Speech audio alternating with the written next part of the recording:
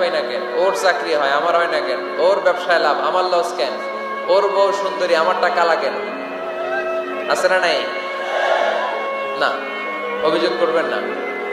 আপনি যে অবস্থানে থেকে অখুশি, আপনি যেই অবস্থানে থেকে আল্লাহর কাছে অভিযোগ করতেছেন, আপনার এই অবস্থানে আসার জন্য অনেকে আল্লাহর কাছে দোয়া করতেছে, ঠিক কিনা?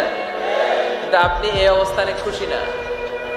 অনেকে এই অবস্থানে আসতে চায়, তাদের স্বপ্ন যে তারা একদিন আপনার স্থানে আসবে, কিন্তু আপনি আপনার জায়গায় থেকে খুশি না।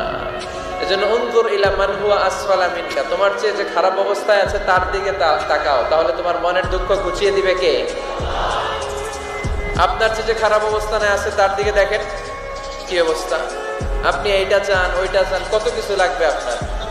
হসপিটালে যে দেখেন ক্যান্সারে আক্রান্ত রোগীদের কি অবস্থা দেখেন।